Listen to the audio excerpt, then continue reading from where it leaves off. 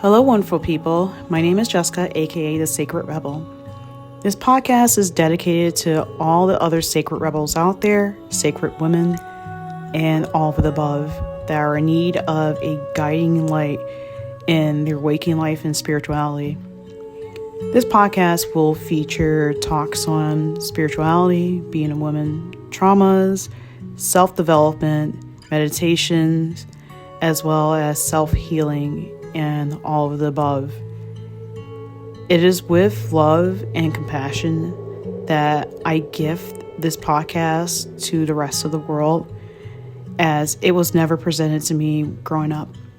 And it is my hope that this podcast will be the seed that is planted in someone else to basically be motivated to create a change within themselves that can be the change for the rest of the world. So kick back, relax, grab a cup of tea, and enjoy. Much love.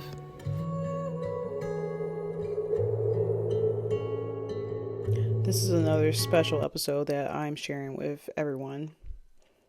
Even though I do declare myself as a women's spiritual life coach, I know that this episode can be used by men and women alike, or whatever identity that you identify with. Now, this is in regards to why personal development is so important in order to achieve an abundant financial lifestyle. So, over the last couple of years, I've always wanted to live like a lavish lifestyle. And when I mean by lavish, I mean maybe travel here and there to somewhere and just immerse myself in culture and food. I'm a big foodie, just so you know. I'm not too worried about like cars and houses and all these like really weird experiences that people do. I'm more about like, oh, I like this culture. Let me research this culture and their customs and their ways, and then I'm gonna go and visit that culture so I can eat their food. I'm more about the food and the location than like what's going on in the resort or Dubai or skydive and all that weird stuff. But not to get off topic.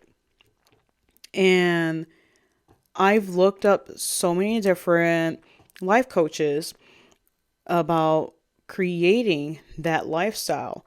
And it wasn't just like the money was an issue, because, well, some of these life coaches were charging like 5Gs. And, you know, if that's their price, that's their price. But it wasn't the price for me. But I've noticed from some of their materials, they were just telling you what to do. Like, just, you need to do this and this and this and this. Practical things to do in order to develop a abundant lifestyle. Like, oh, you got to put like 10% of your paycheck into your savings. Make sure you pay yourself first. And just like practical stuff. But none of them really got into the really core issues. While it can be easy to do the practical things, to get a list of things that they want you to do, and you do it, but it doesn't mean that you have developed the money mindset. You haven't gone through and deconstructed your mental subconscious mind in order for you to hold that money. You may have the knowledge to get the money, but do you have the knowledge to hold the money? And sometimes, I can bet a lot of people are going through this. Sometimes we have the mindset from generational traumas when it comes to how our families acted with money embedded into us, that we just aren't prepared to take on that abundant lifestyle. And that's why we don't live the life that we want, because we haven't developed the lifestyle, the mindset for it. So picture this. Imagine that you are walking down the street. You find an envelope on the sidewalk. You open an envelope and it has $500,000 in the envelope. What are you going to do with that $500,000? Are you going to take that money to the police station and be like, hey, look, someone dropped this. Please take it from me. Or are you going to keep that money? Most people would just keep that money because they think that on the grounds of finders keepers, that's that person's issue. Now the money is theirs. While the other set of people would actually take it back to the police station and tell them what happened. And some of them will actually hope that they get a reward. And some won't even care because they're just trying to be a good person.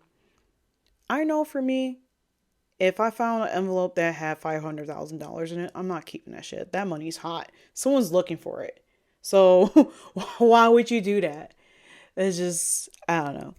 But I would take it back. And there will be a little part of me that hopes for reward, but the bigger part of me is not looking for much of a reward. I don't really care. I just want that person to have their money back and to not get arrested, of course.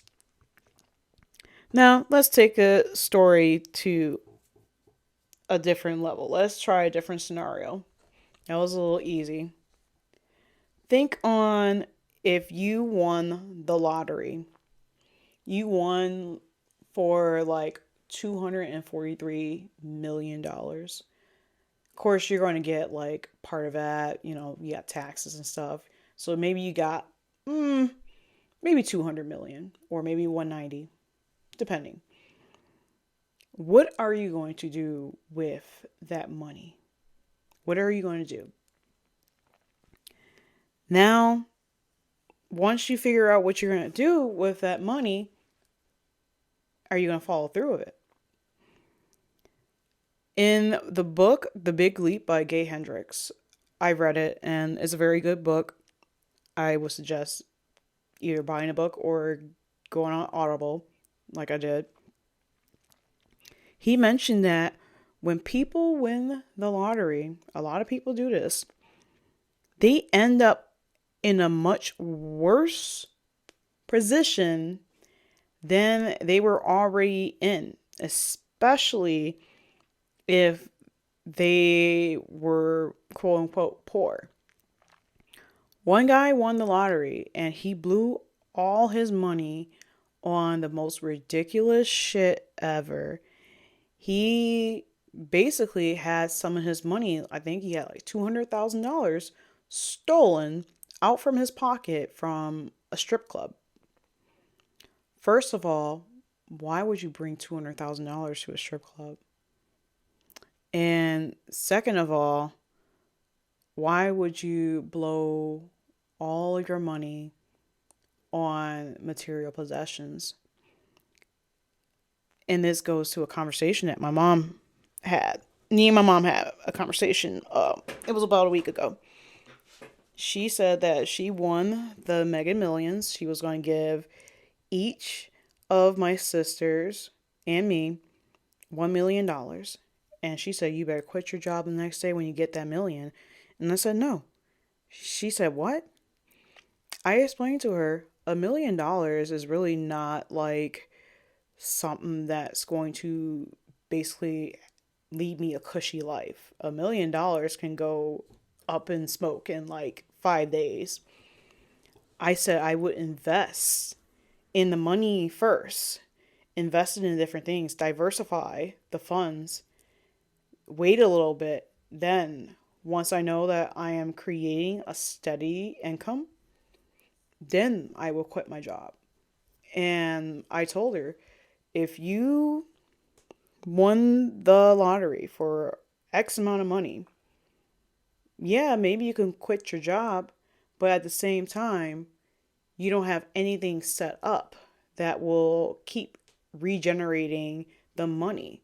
You got this lump sum and you're not doing anything with it other than just giving away money and spending it. And I made her think. I said, yeah. And if you did buy yourself a house, you're going to have to pay property taxes. Maybe you don't have to pay a mortgage, but you're going to have to pay property taxes, the utilities, gas fees. I meant to say garbage fees. You're going to have to do all that. And eventually that money is going to run out and you're going to be left with nothing. So, what are you going to do with your money, mother? And she gagged on that. She gagged and she was like, "Yeah, you are right." And that's the thing I'm talking about is that a lot of people just don't have the mindset to handle large lump sums of money. They wouldn't even know what to do with it. They wouldn't even know if someone slapped them with $1 million what to do with it. And that's why I'm coaching women to develop the proper mindset to call in that financial abundance, because we not only have like the generational traumas around like what money is, we also have wounds, especially societal wounds and other wounds when it comes to abundance. And it's not strictly logical, it's also spiritual too. And this is why developing and nurturing the mindset that surrounds creating an abundant life is so important. Personal development is much more important than paying someone $2,000 to give you a list on how to basically achieve and diversify your funds, because anyone, even a monkey, can learn how to work a stock market or what to do with their money and how to save. But to keep and maintain that, that is a lifestyle choice. And a lot of people are not ready for that lifestyle choice because the change is much harder than how it looks on paper. And it's a little challenging. I'll say that. It's a little challenging, but it can be done. It can be done when you deconstruct the mind of what money is, because a lot of people will sit and tell you money is evil. Money is the root of all evil. That's the old saying. And here's what I say to it is bullshit. Because the root of good and evil is what a person does with their actions. Money is a currency, it's a type of energy, but it's not good or evil. It's whoever the money's hands that is in their actions can be deemed as good or evil. And we have to understand this is the world that we live in. We live in the world where this currency, this energy, is used much, much often than bartering. And quite honestly, I prefer money anyways than bartering, because a person can say that their services is worth more than this amount, but their services can be whack. There's really no way to like put like a full like 100% value on something, because anyone can be like, oh, I can make like this thing is worth like six figures, but you just bought that stuff at Michael's and it's crap. But yeah, you have to develop the mindset for to receive abundance, to receive anything. And that's another thing. A lot of people have a hard time receiving. They don't know how to receive. I know for me, I had a hard time trying to receive even when I was a kid, because I always thought that If someone gave me something, I owe them like something that's substantial. And that right there, I don't know where it came from, but I definitely know that was generational.